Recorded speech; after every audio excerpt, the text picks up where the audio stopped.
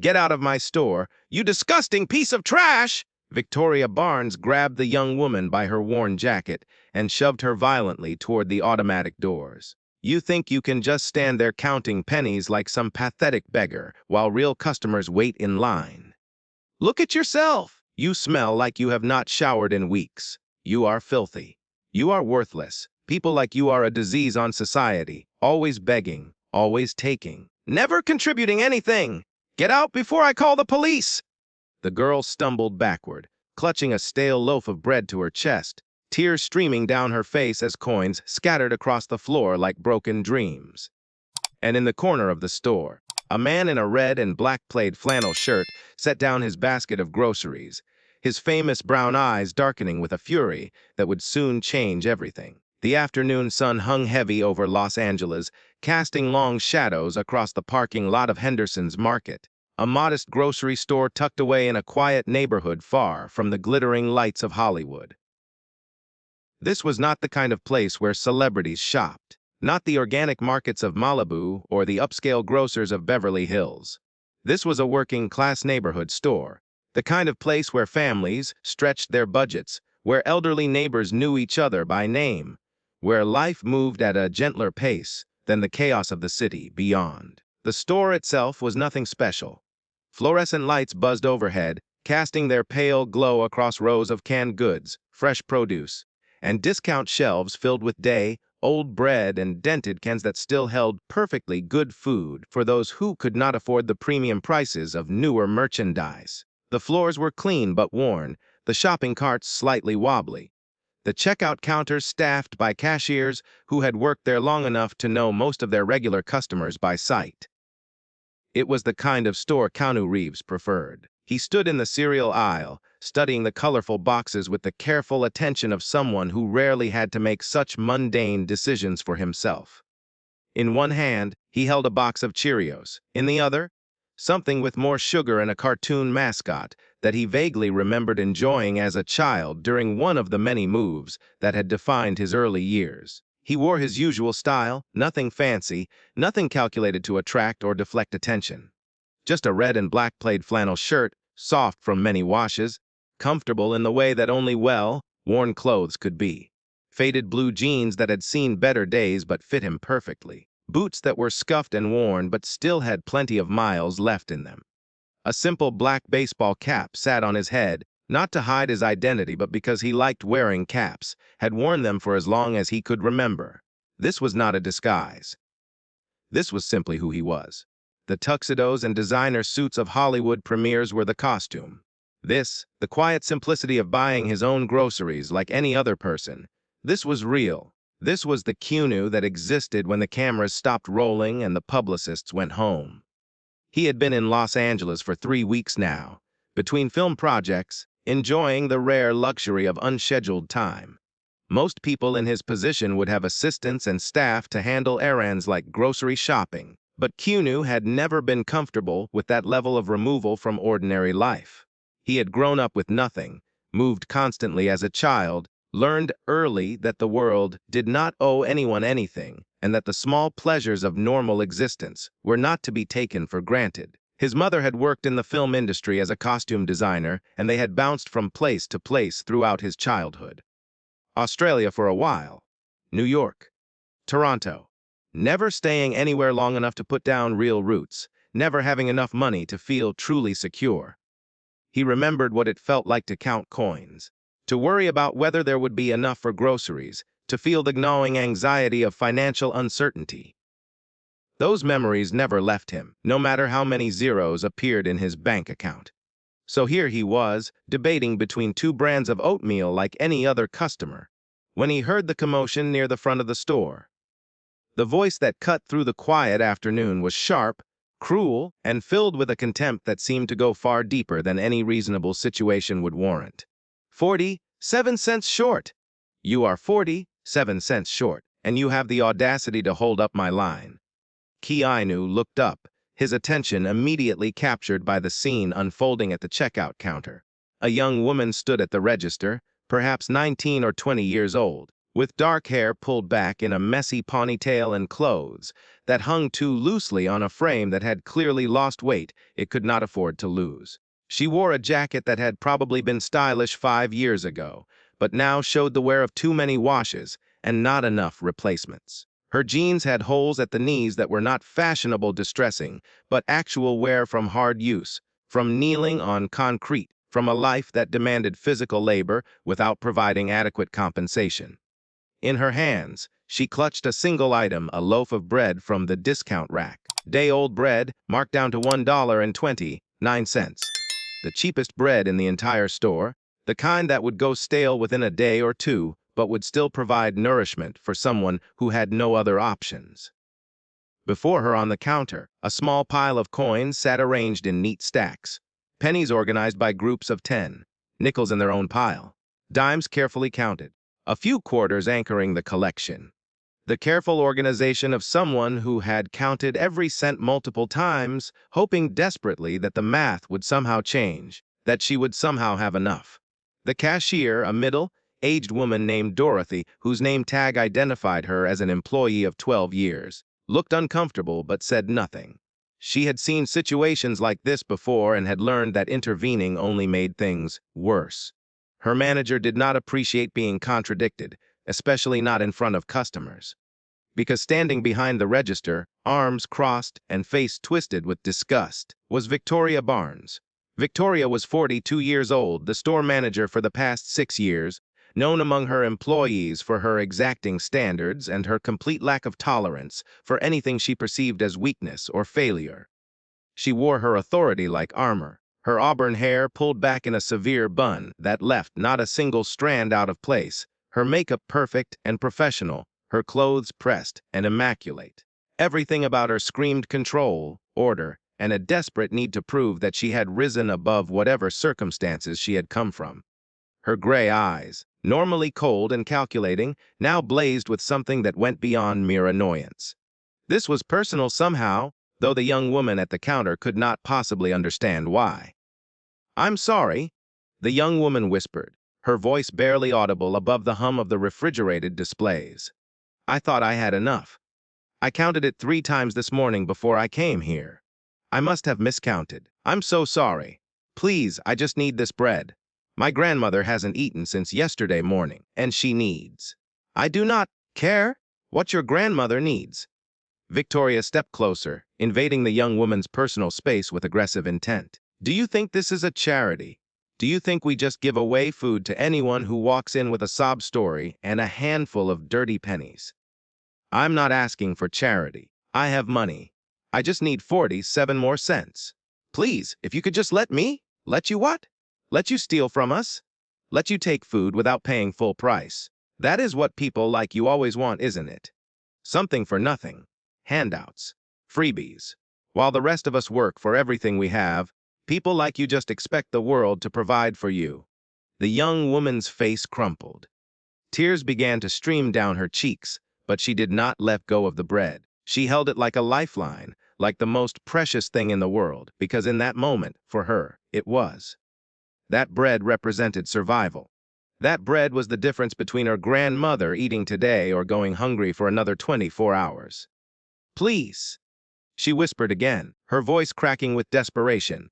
"I'll pay you back. I'll come back tomorrow with the 47 cents. I promise on my life. I just need this bread today. My grandmother is sick, and she can't go without food anymore. She's already so weak. Please." Other customers in the store had stopped what they were doing. An elderly man in the produce section pretended to examine tomatoes while watching the confrontation.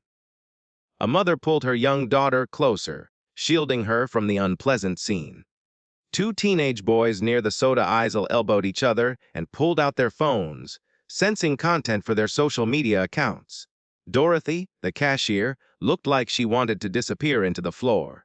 Her hands hovered over the register, frozen in indecision. She had worked at Henderson's Market for 12 years, had seen Victoria reduce employees to tears, had watched her drive away customers with her harsh attitude.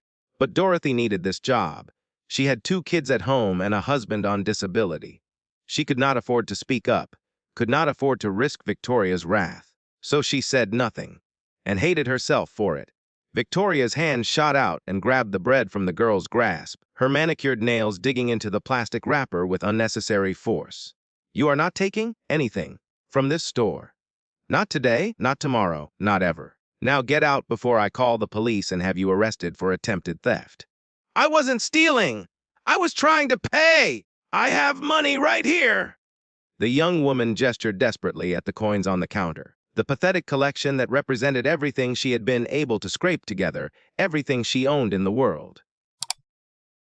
Victoria swept her arm across the counter, sending the carefully stacked coins flying across the floor.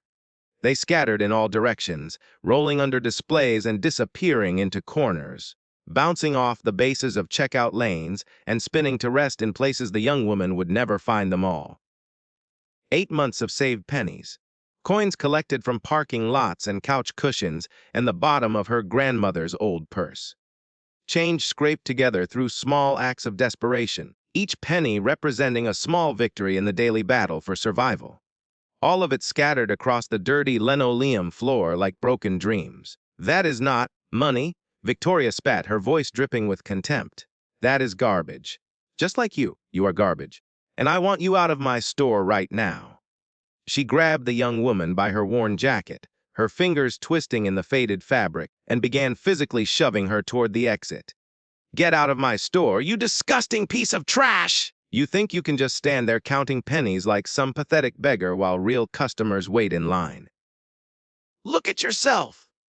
You smell like you haven't showered in weeks. You are filthy. You are worthless. People like you are a disease on society, always begging, always taking, never contributing anything.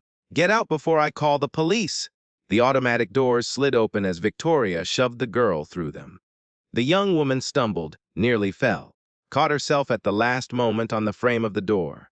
She turned back, her face a mask of humiliation and despair, and for one moment, her eyes scanned the store, searching for someone, anyone who might help her. Her gaze landed on Keanu. He stood at the end of the cereal aisle, his basket of groceries abandoned on the floor, his face set in an expression that those who knew him would have recognized as dangerous. The usual gentleness in his brown eyes had been replaced by something harder, colder, a fury carefully controlled but burning hot beneath the surface. In that instant, their eyes met, and he saw something that would haunt him for years to come. Not just pain, not just shame, but something worse. Resignation. The look of someone who had been treated this way so many times that she had started to believe she deserved it. The look of someone whose spirit had been broken by repeated cruelty, whose hope had been systematically crushed by a world that seemed designed to destroy people like her. The doors slid closed. Victoria turned back to the line of customers, smoothing her hair as if nothing had happened, adjusting her posture back to its usual professional rigidity. I apologize for that disruption, she announced, her voice suddenly smooth and pleasant, as if she had not just brutalized a desperate young woman in front of a store full of witnesses. Henderson's market values all of our real customers. Dorothy, please continue with the next person in line. The customers shuffled forward, most of them looking anywhere but at the manager, uncomfortable witnesses to a cruelty they did not want to acknowledge or address. Some of them felt guilty for not speaking up. Others told themselves it was none of their business. A few quietly agreed with Victoria, believing that people who could not afford groceries had no place in a proper store. Most of them just wanted to pay for their items and leave, to forget what they had seen, to return to their comfortable lives where such ugliness did not intrude. Most of them, Keanu left his basket where it stood and walked toward the exit. He did not go to the checkout counter. He did not confront Victoria, though every instinct in his body screamed at him to do exactly that, to tell her what he thought of her cruelty, to use his fame and influence to ensure she faced consequences for her actions. But he had learned long ago that anger, however justified, rarely led to the best outcomes, that the satisfaction of confrontation often gave way to regret when the moment passed, that the most effective help was usually quiet help, the kind that addressed root causes rather than symptoms. He pushed through the automatic doors into the afternoon heat. The Los Angeles sun hit him like a wave, the temperature still hovering in the high 80s despite the late hour.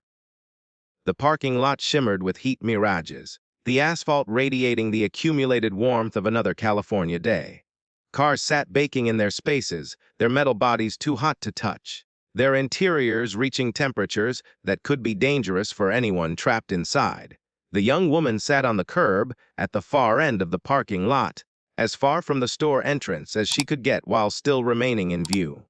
Her head was buried in her hands, her shoulders shaking with silent sobs.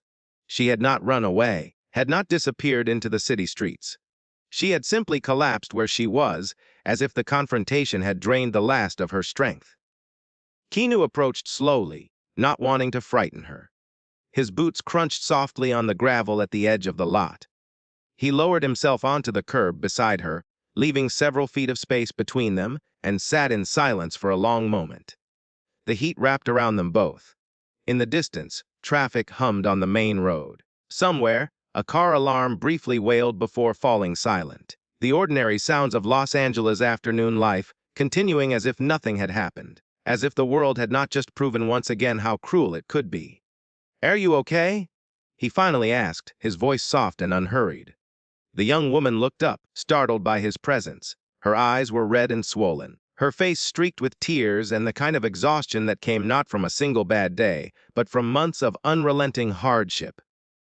Dark circles shadowed her eyes. Her cheekbones were too prominent, her skin too pale. She looked like someone who had been running on empty for far too long. "I'm fine," she said automatically, the practiced response of someone who had learned that admitting weakness only invited more cruelty. "Thank you for asking, but I'm fine. You don't need to worry about me. You do not look fine. And that is okay. What happened in there was not okay. None of that was your fault." She studied him, really looked at him for the first time. Saw a man in a worn plaid shirt, unshaven, with kind eyes that held no judgment, no pity, just simple human concern. Something about him seemed familiar, but she could not place it through the fog of her distress. "Are you going to tell me I should have had more money?" she asked bitterly. "That I should have planned better. That it is my own fault for being poor. Because I have heard it all before. I have heard every version of that speech, from every kind of person, and I do not need to hear it again. No. I am going to ask if I can buy you that bread. And maybe something else too. Whatever you need, whatever would help." The suspicion in her eyes deepened, her body language shifting into something more guarded. "Why? What do you want?" "Nobody offers help without wanting something in return. I've learned that the hard way. I do not want anything. I just saw what happened, and I thought maybe you could use a friend right now. Or at least someone who is not going to make things worse. Nobody does anything for free. Everyone wants something. That's how the world works." Keanu nodded slowly, understanding her suspicion, respecting it even. She had clearly been hurt before, had learned through painful experience that apparent kindness often came with hidden costs. "I understand why you would think that. The world has not been kind to you, has it?" The simple acknowledgement, delivered without drama or false sympathy, broke something loose in her chest. The tears came harder, and this time she did not try to stop them. She sobbed openly, her whole body shaking with the release of emotions she had been holding back for months. "My grandmother is in the car," she choked out between sobs. "She hasn't eaten since yesterday morning. I have been trying so hard. I have been doing everything I can. But nothing is ever enough. Nothing I do is ever enough. I work and I save and I scrape together every penny, and it's still not enough. It's never enough. Can you show me? Can I meet her?" The young woman hesitated. Every survival instinct screamed at her to refuse, to get up, to walk away, to protect herself and her grandmother from this stranger who might want something terrible, who might be just another predator, looking to take advantage of vulnerable people. But something in his eyes, something patient and genuinely kind, something that reminded her of her grandfather before he passed away, made her nod instead. "She's in the car.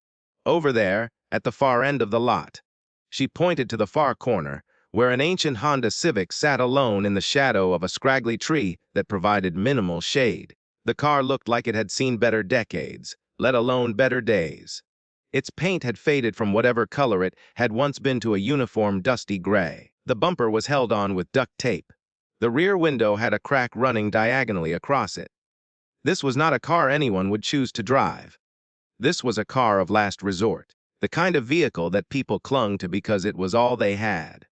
They walked together across the parking lot, the afternoon heat pressing down on them. Keanu matched his pace to hers, walking slowly, giving her time and space.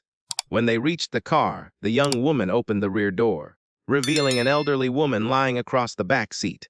Margaret Crawford was 71 years old, though she looked older. Her white hair spread across a folded jacket being used as a pillow, the once lustrous strands now thin and brittle. Her face was pale and drawn with illness, lined with the marks of pain and worry. One side of her body lay still, the paralysis from her stroke 8 months ago having never fully resolved. Her breathing was shallow, labored, the breaths of someone whose body was slowly failing. But when she heard the door open, those eyes fluttered and found her granddaughter's face, and in that moment, they lit up with a love so pure and fierce that it transcended all physical weakness. "Lily," she whispered, her voice weak but filled with warmth.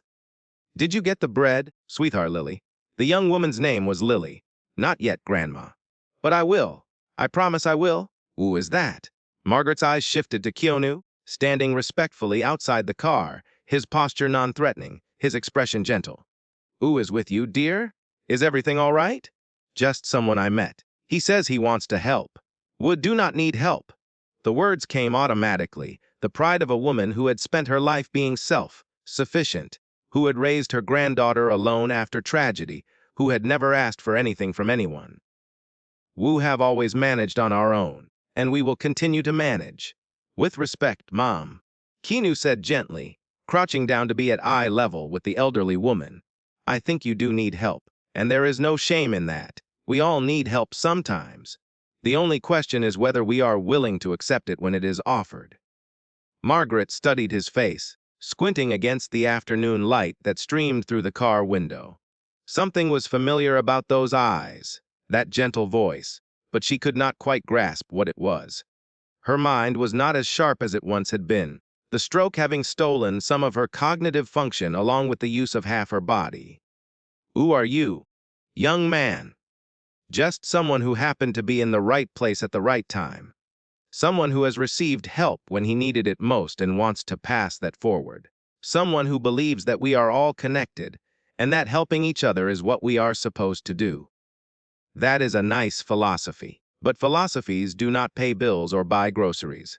Keanu smiled, a small, genuine smile that transformed his weathered face, bringing warmth to his eyes and softening the angles of his features. "No, Mom, they do not. But I can do those things too if you will let me." Over the next hour, Keanu learned their story. Lily Crawford had been a sophomore at UCLA, studying nursing on a scholarship she had earned through years of academic excellence. When tragedy struck 3 years ago, her parents, Michael and Susan Crawford, had been driving home from a dinner celebrating their 20th wedding anniversary.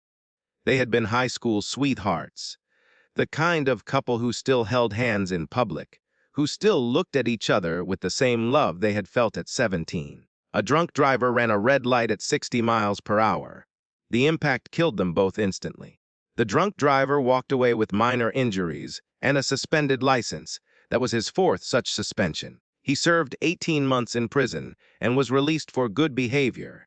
Lily was 19 years old and suddenly alone in the world, except for her grandmother, Margaret Crawford, a retired elementary school teacher who had immediately taken in her grieving granddaughter. Margaret had spent 40 years teaching children to read, to think, to believe in themselves. She had shaped hundreds of young minds, had been the kind of teacher that students remembered fondly for the rest of their lives. Her pension was modest, but combined with Social Security and Michael's small life insurance policy, it had been enough to support herself and Lily. They moved into a small apartment together, and Lily returned to her studies, determined to honor her parents' memory by becoming the nurse they had always believed she could be. For 2 years, they had managed. Lily continued her nursing studies while working part-time at a local clinic, learning practical skills that complemented her classroom education. Margaret stretched every dollar until it screamed, a skill she had developed during 40 years of teaching on a public school salary. They were not comfortable, but they were surviving. They had each other, and that was enough. Then, 8 months ago, Margaret suffered a massive stroke. It happened on a Tuesday morning, while Lily was at class. Margaret was making breakfast when she felt a sudden, crushing headache, followed by numbness spreading down her left side. She managed to call 911 before she collapsed, but by the time the paramedics arrived, significant damage had been done. The medical bills came fast and merciless. The ambulance ride alone was nearly $2,000. The emergency room visit, with all its tests and scans and consultations, exceeded $20,000. The week-long hospital stay added another $40,000 to the total. The insurance Margaret had through her pension covered some of it, about 60%, but that still left a bill of more than $25,000. And then came the ongoing costs. The medications, 4 different prescriptions that had to be taken daily, cost $400 a month even with insurance. The physical therapy, which the insurance company deemed not medically necessary, despite the doctor's recommendations, would have cost $300 per session, 3 sessions per week. The follow-up appointments, the medical supplies, the specialized equipment she needed to function at home, all of it added up to an impossible burden. Lily had no choice. She dropped out of UCLA to care for her grandmother full-time. She could not afford to pay someone to stay with Margaret during the day, and Margaret could not be left alone. The stroke had affected her mobility, her speech, her ability to care for herself. She needed help with everything from eating to bathing to using the bathroom. Lily found a job at a fast food restaurant, working the overnight shift from 10 in the evening until 6 in the morning. That way, she could be home during the day to care for Margaret, catching a few hours of sleep here and there when her grandmother napped. It was brutal, unsustainable, but it was the only option she could find. The exhaustion caught up with her within weeks. She started missing shifts, arriving late because Margaret had needed her, falling asleep on her feet because she had not slept more than 3 hours in 4 days.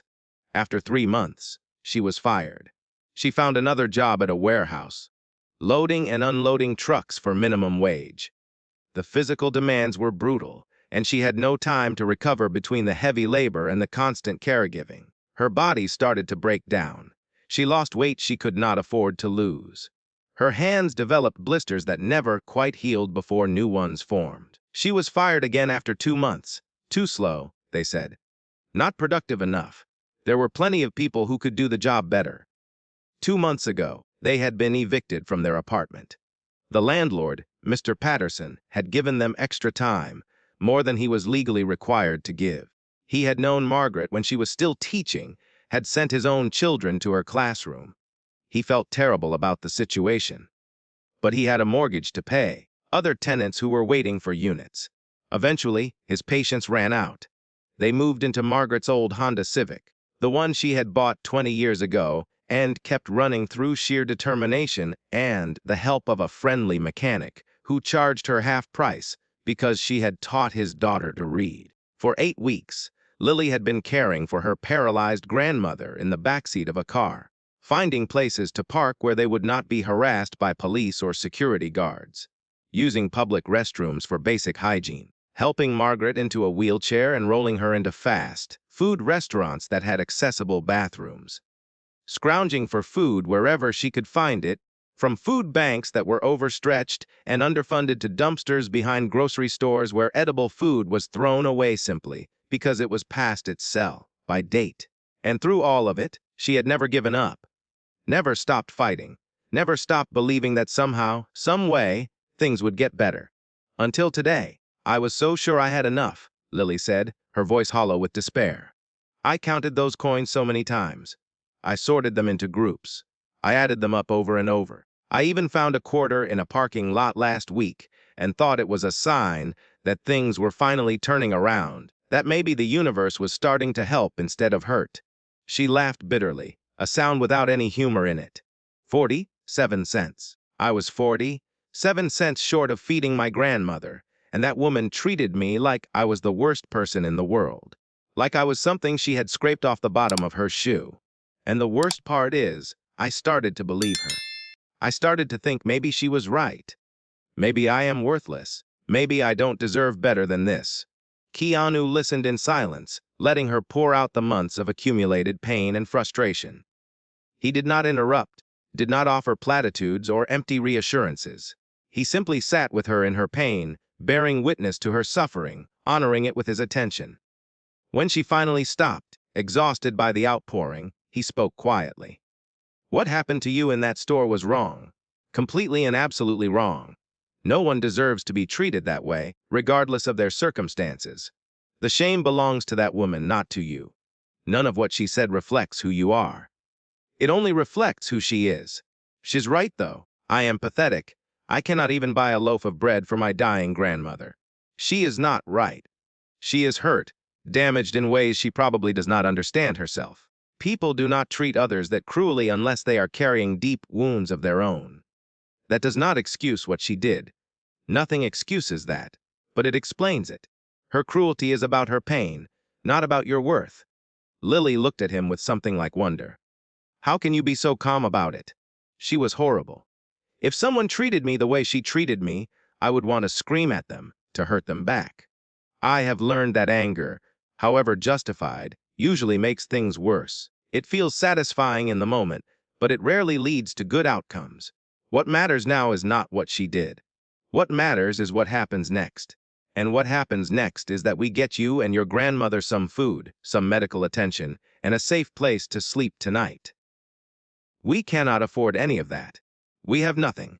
Literally nothing. You cannot afford it. But I can. I do not accept charity. My grandmother raised me to work for what I have, to earn my way, to never take handouts. Good. Neither do I accept charity. So let's call it something else.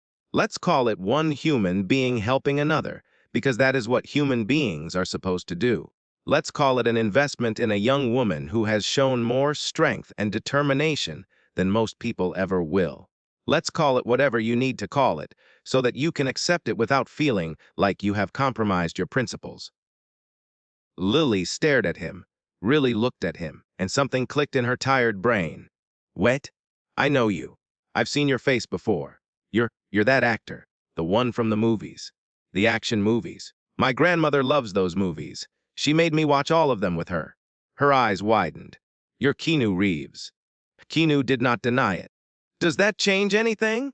I don't know. I guess I just don't understand why someone like you would be here, in this parking lot, talking to someone like me. Someone like me is just a person who happened to be buying groceries when I saw something that was wrong.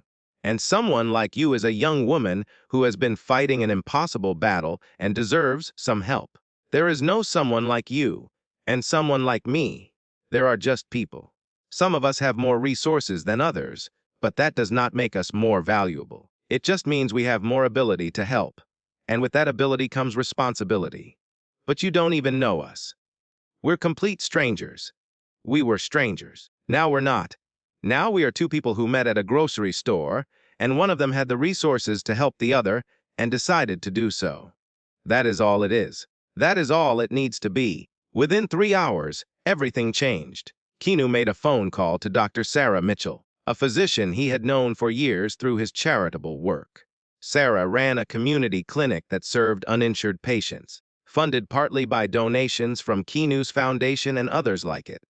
She asked no questions when he explained the situation, simply said she would be there within the hour. While they waited, Keanu went back into the store. Victoria Barnes saw him approaching and immediately went on alert. Something about this man, something about the way he moved with quiet confidence, suggested he was not an ordinary customer. "Can I help you with something?" she asked, her voice carrying the professional pleasantness that had replaced her earlier cruelty. "Yes, I need to buy some groceries. For the young woman you just threw out of your store." Victoria's expression hardened, her gray eyes turning cold. "I don't know what you're talking about." "I think you do. Her name is Lily Crawford. She was 40, 7 cents short for a loaf of day, old bread. You threw her out, called her trash, scattered her money across the floor. I watched the whole thing. If you have a complaint, you can file it with corporate. I don't have time for. I am not here to complain. I am here to buy groceries. For her? And you are going to let me do that without any further incidents." Something in his voice made Victoria pause. There was no anger in it, No threat, just a quiet certainty that suggested he was not someone to be dismissed or ignored. Fine, she said curtly. Buy whatever you want. This is a store. We sell things to people who can pay for them. Keanu spent the next 20 minutes filling a cart with essentials. Bread, but not the day-old discount bread. Fresh bread, soft and fragrant. Milk, eggs, cheese. Fresh fruit and vegetables. Canned goods that would last if they did not have access to refrigeration. Protein bars and nuts, things that were nutritious and portable. Bottled water. Basic toiletries. Everything a person would need to survive for a week or two. He paid for it all without comment, carried the bags out to the parking lot, and loaded them into the trunk of his own car, which he had retrieved from its parking space near the store entrance. Dr. Sarah Mitchell arrived 45 minutes later, driving her personal vehicle rather than anything that would identify her as a medical professional. She was a small woman in her 50s, with graying hair pulled back in a practical ponytail and eyes that had seen too much suffering to be shocked by anything she might find. She examined Margaret in the backseat of the Honda, taking vital signs, checking her pupils, listening to her heart and lungs with a stethoscope she had brought in her medical bag. She needs to be hospitalized, Sarah said quietly to Keanu, her face grim with concern. Tonight. Immediately. She's severely dehydrated, malnourished, and her blood pressure is dangerously low. Her heart rhythm is irregular. If she goes another week like this, she will die. Can you get her into a hospital? They don't have insurance. I know a place. Community General has a charity care program for uninsured patients. I've worked with them before. She'll be admitted, treated, no questions asked about ability to pay. Good. Make it happen. Whatever it costs, I'll cover it. Anonymously. Sarah looked at him with the knowing expression of someone who had worked with him before, who understood his preference for quiet generosity. Same arrangement as always. Same arrangement. They don't need to know who's helping. They just need the help. By evening, Margaret was settled in a clean hospital bed in a private room, IV fluids slowly restoring her hydration, monitors tracking her vital signs with soft beeps and gentle hums. A team of doctors had examined her and developed a treatment plan that would actually address her medical needs rather than just stabilizing her for discharge. The room was small but comfortable, with a window that looked out over a courtyard garden where patients could sit and recover in the fresh air. There were flowers on the bedside table, brought by a nurse who had noticed the elderly woman had no one to send her any. There was a television mounted on the wall, playing a nature documentary at low volume. There was peace and quiet and safety.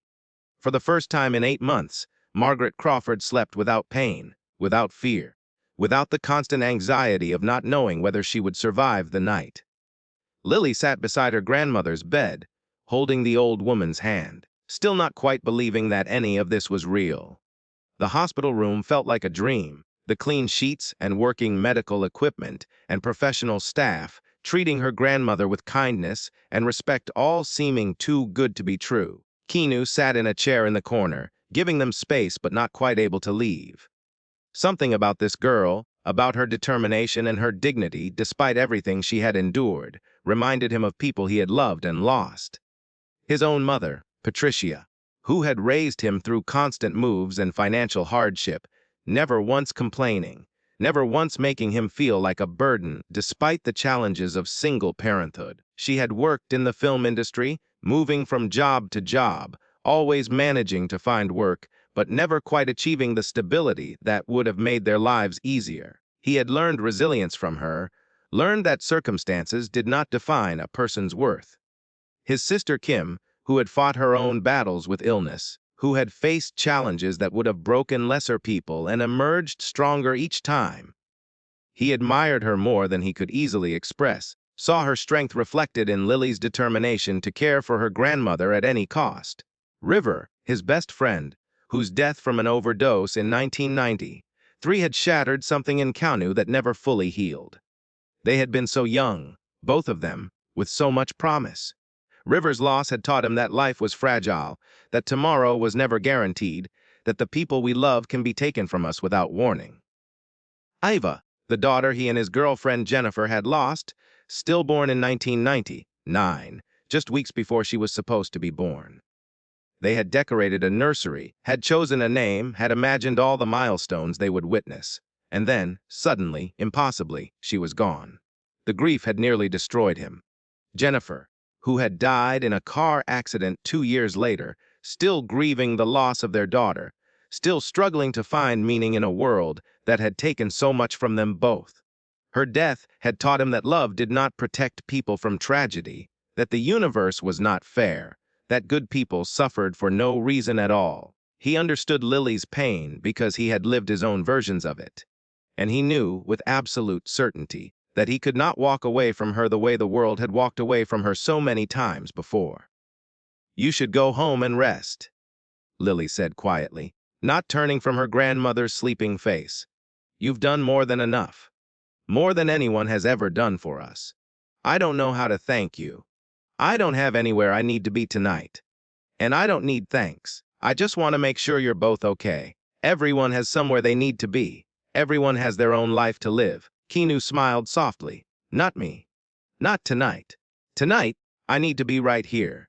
If that's okay with you." Lily finally turned to look at him. Really look. In the harsh hospital lighting, his features were clearly visible. The face she had seen on movie posters and magazine covers. The face that belonged to one of the most famous actors in the world. "Why?" she asked. "Why would someone like you care about someone like us?" "Because I've been helped when I needed it. Because people were kind to me when I had nothing to offer them in return. Because I believe that's what we're supposed to do for each other. Help when we can. Care when it costs us nothing but a little time. See each other as human beings rather than problems to be avoided. But there must be thousands of people who need help. Millions. Why us? Because I was there when you needed someone. Because I saw what happened and couldn't walk away. Because sometimes the universe puts us in exactly the right place at exactly the right time. And the only question is whether we're paying attention."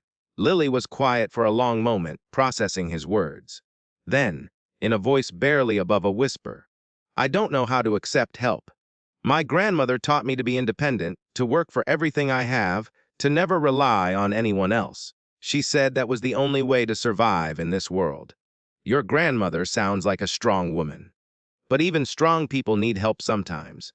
Accepting help isn't weakness. It's wisdom. It's knowing that we're all connected, that none of us can make it alone, that the measure of a society is how it treats its most vulnerable members. She would probably argue with you about that. Keanu laughed softly. "I look forward to having that argument with her when she's feeling better." Over the following days, Keanu remained in their lives, a quiet presence that asked for nothing and gave everything. He visited the hospital every day, bringing coffee and breakfast for Lily, sitting with Margaret when Lily needed to rest, talking to the doctors and nurses to make sure nothing was overlooked in her care. He arranged for a specialist to examine her, a neurologist who developed a comprehensive treatment plan that addressed not just her immediate medical needs, but her long-term recovery.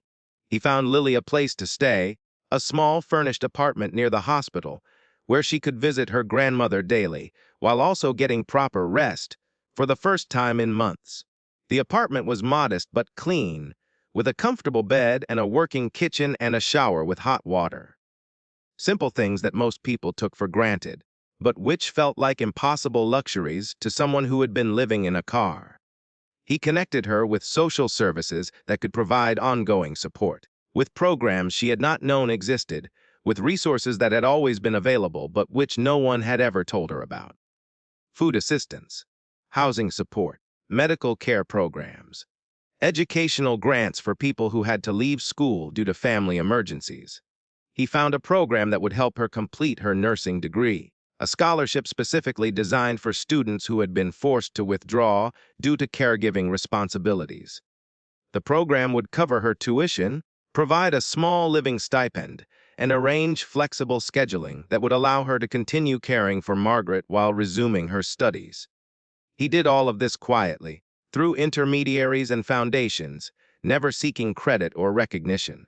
When Lily tried to thank him, he deflected the gratitude with gentle humor. When she tried to talk about paying him back, he refused to discuss it. When she asked why he was doing all of this, he always gave the same answer: "Because I can." And because someone did it for me once, when I had nothing.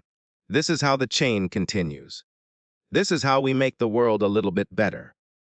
But there was one more thing he needed to do. 3 weeks after the incident at the grocery store, Keanu walked back through those same automatic doors. He had not changed his appearance. Still wearing a plaid flannel shirt, still comfortable in his worn jeans and scuffed boots, still carrying himself with the same quiet confidence that had always defined him. This time, Victoria Barnes recognized him before he reached the counter. Her face went pale, then red, cycling through emotions too quickly to identify. Fear, anger, embarrassment, defiance, all of them flickered across her features in rapid succession. "Mr. Reeves," she said stiffly, "if you're here to complain about my conduct, I can give you the corporate contact number. I'm not here to complain. I'm here to talk. If you're willing to listen." "I don't need to listen to anything. I know who you are now. I know you've been helping that girl and her grandmother. I know you've been playing hero, but that doesn't give you the right to come into my store and lecture me about how I do my job." "You're right. It doesn't. So I'm not going to lecture you. I'm going to ask you a question, and you can answer it or not as you choose." Victoria crossed her arms defensively. "What question? What happened to you that made you so angry?" The question caught her off guard. She had expected accusations, threats, demands. Not this. Not genuine curiosity delivered without judgment. "I don't know what you mean." "I think you do. People don't treat others that cruelly without reason. Something happened to you. Something that made you see that young woman as a threat instead of as a person who needed help. Something that made you so angry at her vulnerability that you couldn't see her humanity." She was holding up the line. She was making a scene. "I was doing my job. You were doing something, but it wasn't your job. You were projecting your own pain onto someone who didn't deserve it, and I would like to understand why." Victoria's carefully constructed walls began to crack. Something in his voice, something patient and non-judgmental, reached past her defenses and touched the wounded places she had spent decades trying to hide. "You don't know anything about me," she said, but her voice had lost its edge. "You're right, I don't. But I know that hurt people hurt people. I know that cruelty almost always comes from pain, and I know that the cycle only breaks when someone chooses to break it." He reached into his pocket and pulled out a business card. Simple white card, simple black text, just a name and a phone number. "My name is Keanu. If you ever want to talk, if you ever want to understand why you react the way you do, if you ever want to consider the possibility of healing instead of just surviving, call me. No judgment. No strings attached. Just a conversation between two people who both know what it's like to carry pain." He set the card on the counter and turned to leave. "What?" Victoria said, her voice suddenly small. "How do you know about pain? You're a movie star. You have everything. Money, fame, success. What could you possibly know about suffering?" Keanu paused at the door. He turned back, and something in his eyes made Victoria catch her breath. Not pity, not condescension, just a deep, wary sadness that spoke of losses she could not imagine. "I know because I've lost people I loved. Because I've had my heart broken in ways I thought I would never recover from. Because I've learned that money and fame don't protect you from grief. Don't stop the people you love from dying. Don't fill the emptiness that loss leaves behind." He met her eyes directly. "The walls you've built to protect yourself are not making you strong, Victoria. They're making you alone. And I think you've been alone long enough." He left before she could respond, disappearing through the automatic doors into the afternoon sun. Victoria stood frozen at the counter, staring at the simple white card in her hand. Her fingers were trembling, though she could not have said why. For the first time in 30 years, someone had seen past her armor, had recognized the wounded child hiding inside the hardened woman. It terrified her. That night, for the first time in 3 decades, she dreamed about her mother. Not the monster she had constructed in her memory, the alcoholic who had abandoned her, the villain responsible for every hardship in her life, but the real Helen, the woman who had read her stories before bed when Victoria was small, doing all the voices, making her laugh, the woman who had cried tears of joy when Victoria brought home her first good report card, the woman who had tried, in her own broken way, to love her daughter before the addiction consumed everything. Victoria woke up with tears on her face and the business card clutched in her hand. She did not call that day, or the next, or the next, but something had shifted inside her. A crack had formed in the armor she had worn for so long, and through that crack, light was beginning to seep in. At work, she found herself noticing things she had ignored before. The way Dorothy flinched when Victoria raised her voice. The fear in the eyes of the younger employees when she walked past.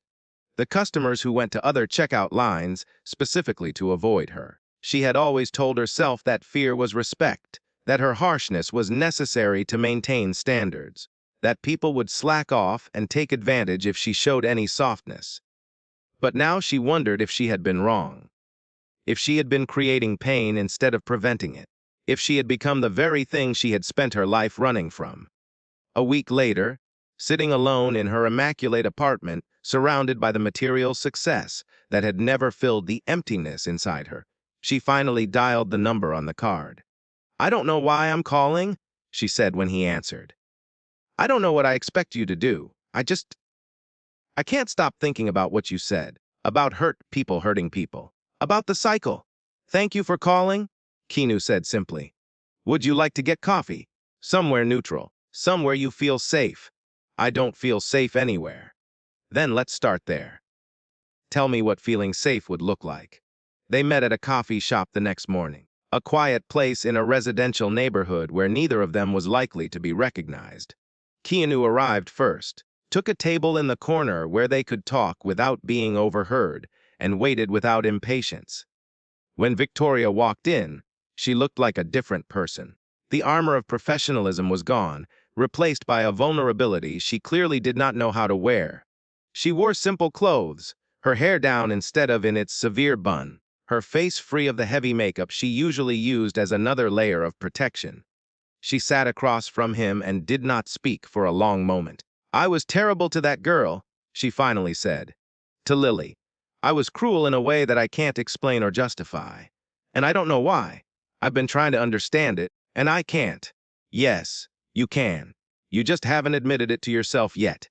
Victoria's hands wrapped around her coffee cup like she was trying to absorb its warmth, to draw comfort from something simple and safe. "My mother left me when I was 12, she said, the words coming out in a rush, as if she was afraid she would lose her nerve if she didn't speak quickly. Just walked out one morning and never came back.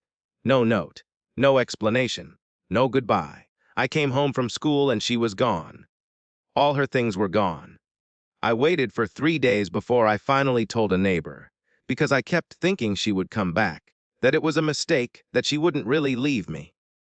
"What happened then?" "Foster care. 6 years of it.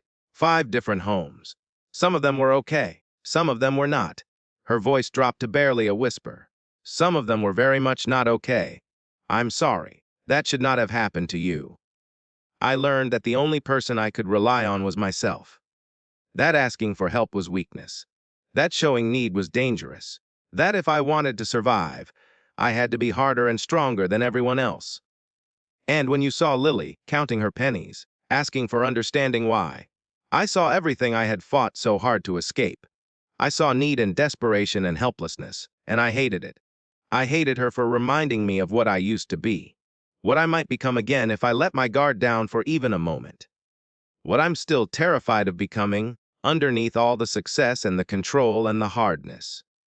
You weren't punishing her. You were punishing the part of yourself that still feels afraid.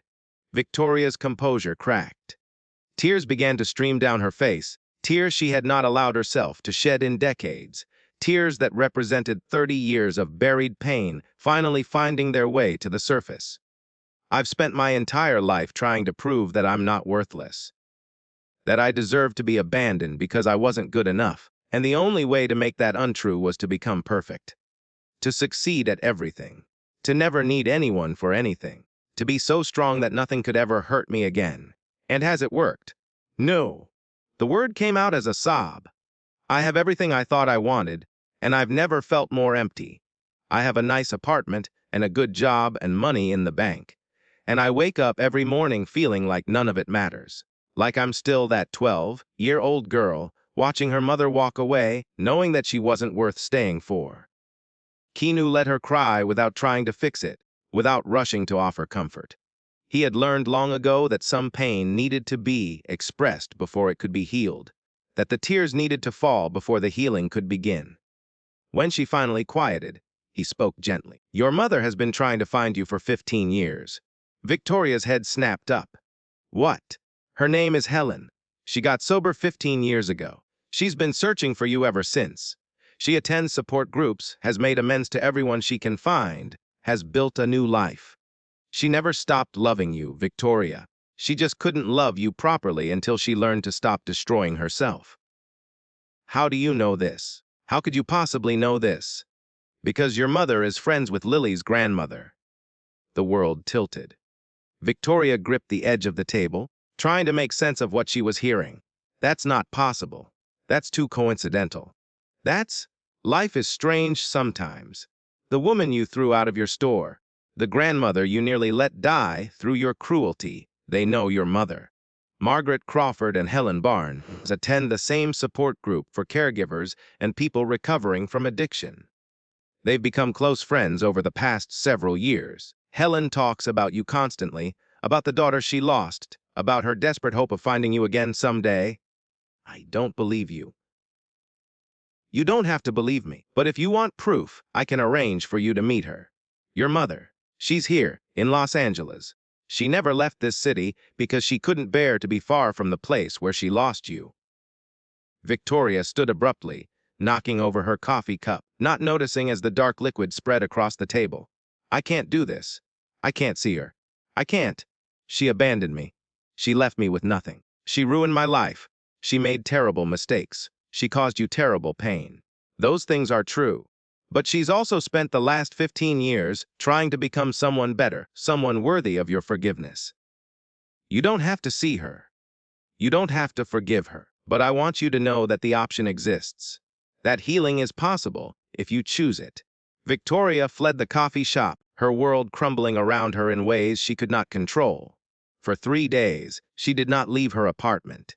She called in sick to work, something she had never done in 6 years. She sat in the darkness, replaying her entire life, seeing it through new eyes.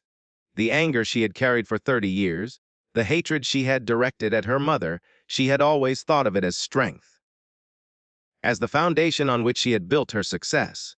But now she saw it for what it really was, a prison, a cage she had constructed around her heart to keep out the pain, but which had also kept out everything else. Love, connection, peace, joy. She had survived her childhood, but she had never truly lived. On the 4th day, she called Keanu. "I want to meet her, my mother. I don't know if I can forgive her, but I want to understand. I want to hear her side. I want to know if there's any possibility of something different than this loneliness." "I think that's very brave. When would you like to meet her?"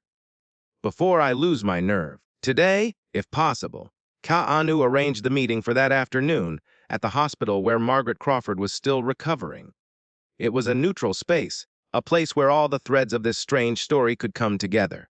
Lily and Margaret, Victoria and Helen, and Keanu, the unexpected catalyst who had seen connections where others saw only conflict.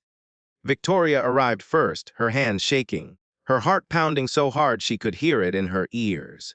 She sat in the hospital cafeteria, staring at a cup of coffee she had no intention of drinking, waiting for a woman she had spent 3 decades hating. When Helen Barnes walked through the door, Victoria's breath caught in her throat. Her mother was 62 now, her hair gray, her face lined with the weight of years and regrets.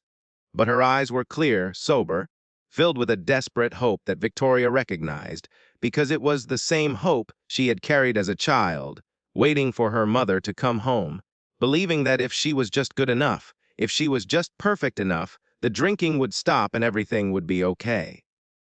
Helen saw her daughter and stopped. For a long moment, neither of them moved. Then Helen walked slowly across the cafeteria and sat down across from Victoria.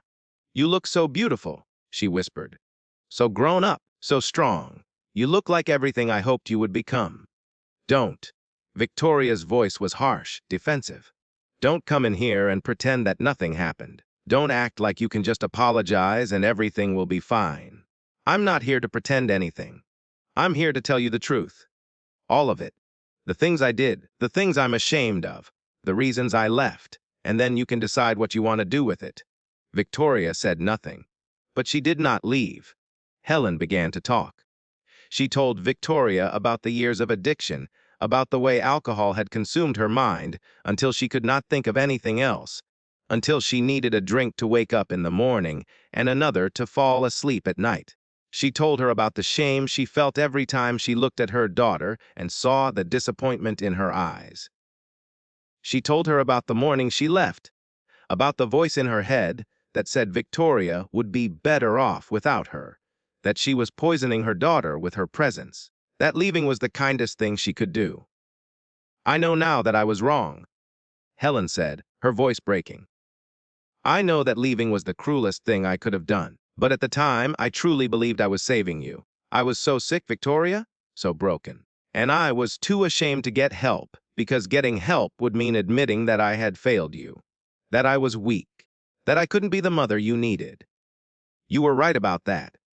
You couldn't be what I needed. You weren't there when I needed you. Yes, I failed you in every way that matters. And I've spent the last 15 years trying to become the person who could at least begin to make amends. I got sober. I went to therapy. I worked on myself until I could look in the mirror without wanting to die. And then I started looking for you. Why? Why bother? You made your choice 30 years ago. Because you're my daughter. Because I love you. Because I have loved you every single day since you were born, even when I was too sick to show it.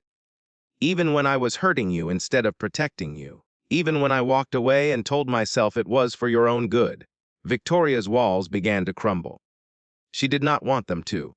She had spent 30 years building them, fortifying them, believing they were the only thing keeping her alive.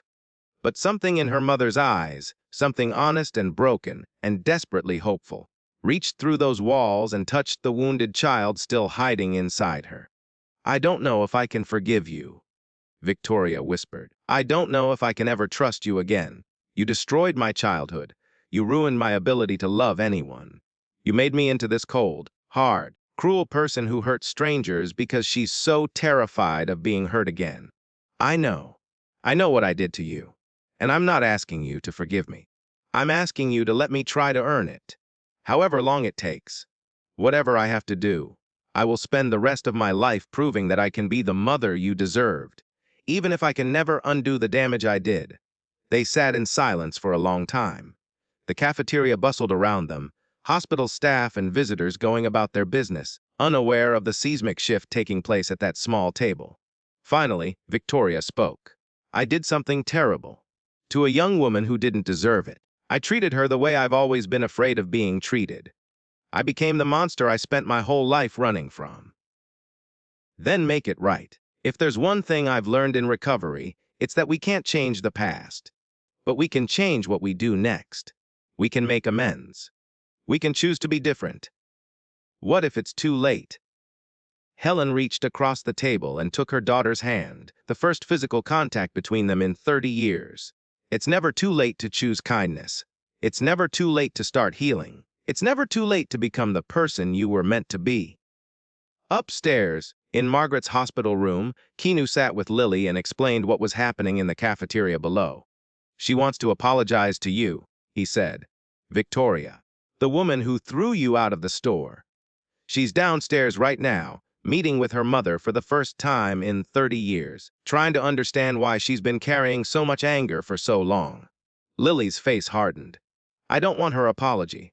I don't care about her sob story. She humiliated me. She called me trash. She almost let my grandmother die. I know, and you have every right to be angry. But I want to ask you something. Do you want to carry that anger for the next 30 years? Do you want to become like her, so consumed by old pain that you can't see the humanity in the people who hurt you? That's not fair. I'm nothing like her. Not yet. But trauma has a way of shaping us if we let it. The question isn't whether you were wronged, you were. The question is what you want to do with that wrong. Let it make you bitter, or let it make you wise." Lily looked at her grandmother, sleeping peacefully in her clean hospital bed, receiving the care she needed, surrounded by kindness that had seemed impossible just weeks ago. "How do I let it go?" she asked quietly. "How do I stop being angry at someone who hurt me so badly?" You don't have to stop being angry. Anger is natural. It's valid. But you can choose to understand that her cruelty came from her own pain, not from anything you did or are. You can recognize that forgiving her isn't about saying what she did was okay. It's about freeing yourself from the weight of carrying hatred in your heart. Is that what you did with the people who hurt you? Keanu was quiet for a long moment, remembering the losses that had shaped his life. The father who abandoned him when he was 3. The friend who died of an overdose at 23. The daughter who never drew breath. The lover who was killed in a car accident 2 years later. I learned that anger doesn't bring back the dead or undo the past. I learned that the only way through grief is forward, not backward. I learned that the people who hurt us are usually hurting themselves. And that understanding that doesn't excuse their actions, but does help us release the hold they have on us. An hour later, Victoria Barnes came to Margaret's hospital room. She stood in the doorway, looking nothing like the cold, controlled manager who had thrown Lily out of her store. She looked small, uncertain, terrified of the reception she would receive. Her makeup was smeared from crying. Her hair was loose around her shoulders. She was, for the first time in 30 years, allowing herself to be vulnerable. "May I come in?" she asked quietly. Lily wanted to say no, wanted to scream at her, to make her feel even a fraction of the humiliation she had caused. But she looked at Keanu, who nodded encouragingly. And she looked at her grandmother, who had opened her eyes and was watching the scene with the wise, peaceful gaze of someone who had learned that forgiveness was not about the person being forgiven. "You may come in," Lily said. Victoria entered slowly, approaching the bed, then turning to face Lily. "I'm sorry." The words came out raw, unpolished, clearly unrehearsed. "I'm sorry for what I did to you, for how I treated you, for the things I said. You didn't deserve any of it. You were just a young woman trying to take care of someone you love, and I treated you like you were worthless." "Why?" Lily asked. "Why did you hate me so much? You didn't even know me." "I didn't hate you. I hated what you represented. I saw myself in you, the helpless girl I used to be, and I was terrified of being that girl again. So I attacked you instead. I made you the enemy because facing my own fear was too hard. That doesn't make it okay. No, nothing makes it okay. I can only tell you that I'm ashamed of what I did, and I want to make it right. I don't expect you to forgive me. I don't deserve forgiveness, but I want you to know that I see you now. I see a brave young woman who has sacrificed everything for her grandmother. I see someone with more strength and grace than I've ever had." Lily was silent for a long moment. Then she spoke. "I met your mother. Margaret told me about her. About Helen. She's been trying to find you for years. She never stopped loving you. I know. We talked today. For the first time in 30 years. Are you going to forgive her?" Victoria smiled sadly. "I'm going to try. That's all any of us can do, isn't it? Try to be better than we were yesterday. Try to break the cycles that have been breaking us." Lily considered this. "I don't know if I can forgive you yet. What you did hurt me deeply. But I'm willing to try. For my grandmother's sake, because she would tell me that holding on to anger only poisons the person holding it. And for my own sake, because I don't want to carry this weight for the rest of my life. Thank you. That's more than I deserve." "Yes, it is. But maybe that's what grace is, getting more than we deserve." In the months that followed, healing happened slowly, imperfectly, the way real healing always does. Victoria and Helen began to rebuild their relationship, meeting weekly for coffee, having conversations that were sometimes painful and sometimes beautiful, learning to know each other as the people they had become rather than the people they had been. There were setbacks, moments when old wounds reopened, times when forgiveness seemed impossible. But they kept trying, kept showing up, kept choosing connection over isolation. Lily completed her nursing degree with the help of the scholarship Keanu had quietly arranged. She graduated with honors, top of her class, finding purpose in caring for others the way she had cared for her grandmother. The professors wrote letters of recommendation praising her dedication, her compassion, her ability to see the humanity in every patient regardless of their circumstances. Margaret recovered more fully than anyone had expected. The combination of proper medical care, good nutrition, And the peace of mind that came from knowing her granddaughter was finally safe allowed her body to heal in ways the doctors had not thought possible. She regained much of her mobility, though she still needed a cane to walk. She regained her cognitive function, her sharp wit and warm humor returning along with her physical strength. Victoria left her job at Henderson's Market, not because she was fired, but because she realized she needed a change, needed to use her organizational skills and her understanding of struggle to help others rather than to keep them down. She became a counselor at a local shelter, working with homeless families, using her own experiences of foster care and abandonment to help others navigate the systems she had once been lost in. And Keanu moved on, as he always did, to the next project, the next opportunity to help someone who needed it. He did not stay permanently in their lives, because that was not his way. He was a catalyst, a spark that ignited change, and then he stepped back to let that change grow on its own. But he stayed in touch. A phone call here and there. A text message checking in. A card on holidays with a simple message of encouragement. A reminder that someone in the world cared about them, not for what they could do for him, but simply because they existed. 1 year after the incident at the grocery store, Lily graduated from nursing school. The ceremony was held on a sunny afternoon. Families gathered to celebrate their loved ones' achievements. Lily walked across the stage to receive her diploma, her white nursing cap sitting proudly on her head, her face glowing with joy and pride. In the audience, 4 people stood and cheered. Margaret, tears streaming down her face, finally seeing her granddaughter achieve the dream that had seemed impossible just 12 months ago. Victoria, no longer the cold manager but a woman learning to open her heart, proud to be included in this moment of triumph. Helen, sitting beside her daughter for the first time at a family event, still uncertain of her place but grateful beyond words to be there at all. And Keanu, sitting in the back row, wearing his familiar plaid shirt and jeans, anonymous among the crowd of proud families. He clapped and smiled, and when Lily looked out at the audience and found his eyes, she mouthed 2 words. "Thank you."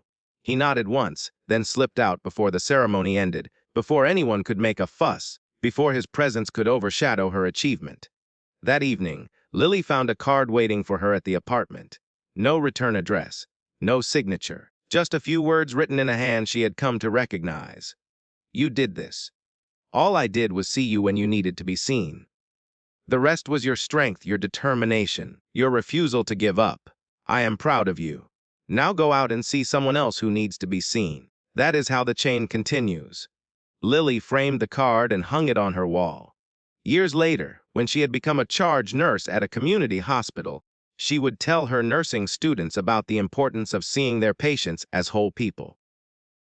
"Every person who walks through those doors has a story," she would say. Most of the time, we don't know what that story is. We don't know what struggles they're facing, what losses they've suffered, what wounds they carry that are invisible to our eyes. Our job is not just to treat their bodies. Our job is to see their humanity, to treat them with dignity, regardless of their circumstances, because you never know when a moment of kindness might change the entire trajectory of someone's life. And somewhere in the world, Keanu Reeves continued his quiet work, helping strangers, seeing the unseen, breaking cycles of pain with simple acts of compassion. Not because he expected anything in return, not because he wanted recognition or praise, but because he understood what so few people understood, that we are all connected, all carrying wounds, all capable of either deepening those wounds or helping to heal them. He chose healing. Every single day, he chose healing. And in doing so, he showed others that they could choose it too. Thank you for following this story. Let us know in the comments below. If this story has moved you and you'd like to stand with us in bringing more voices of truth and hope to light, please consider supporting our work. Even the smallest gift helps us continue creating and sharing these powerful stories. You can find the donate link in the description. And of course, don't forget to subscribe so you won't miss the next chapter we're preparing for you!